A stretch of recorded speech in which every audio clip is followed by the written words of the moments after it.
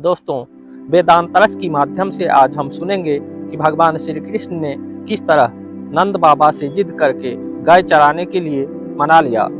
जब भगवान श्री कृष्ण जी 6 वर्ष के हो गए तो उन्होंने सोचा कि अब तो मैं बड़ा हो गया और वो अब बछड़ा नहीं गाय चराएंगे। ये सोचकर भगवान श्री कृष्ण ने मैया यशोदा के पास गए और मैया से कहा कि मैया, अब तो मैं बड़ा हो गया हूँ।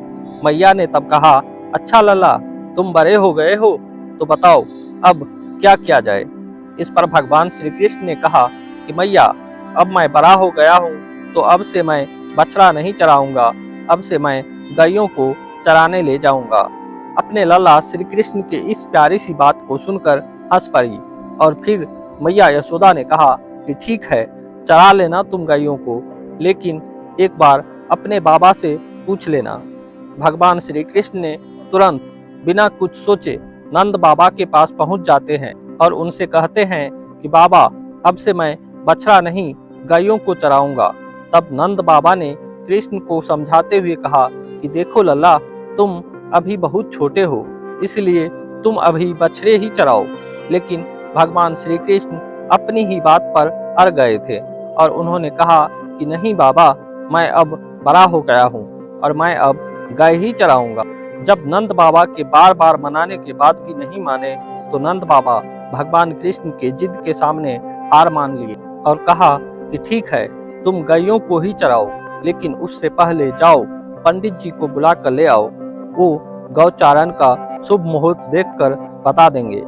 भगवान श्री कृष्ण तुरंत दौड़ते हुए पंडित जी के पास गए और उनसे कहा कि पंडित जी, आपको बाबा ने बुलाया गौचारण के मुहूर्त देखने के लिए। और फिर उन्होंने सारी बातें पंडित जी से बताई और पंडित जी से कहा कि आपको मुहूर्त आज का ही बनाना है, अगर आप ऐसा करेंगे तो मैं आपको बहुत सारा माखन ला कर देंगे।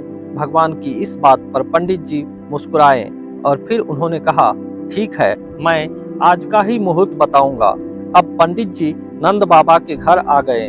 अपना पंचांग खोलकर बार बार अपनी उंगलियों पर कुछ गिनते। इस पर नंद बाबा ने कहा कि पंडित जी, आप बार बार अपनी उंगलियों पर क्या गिनती कर रहे हैं। पंडित जी नंद बाबा के प्रश्न का उत्तर देते हुए कहा कि क्या बताऊं नंद जी, केवल आज का ही मुहूर्त गौचारण के लिए शुभ है, नहीं तो फिर अगले 2 सालों तक कोई मुहूर्त नहीं है।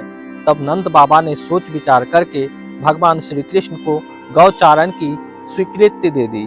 कहते हैं ना, हमारे प्यारे भगवान जिस समय भी कोई कार्य करते हैं वही समय शुभ हो जाता है। नंद बाबा के आदेश के बाद उसी दिन से भगवान श्री कृष्ण ने गायों को चराना आरंभ कर दिया।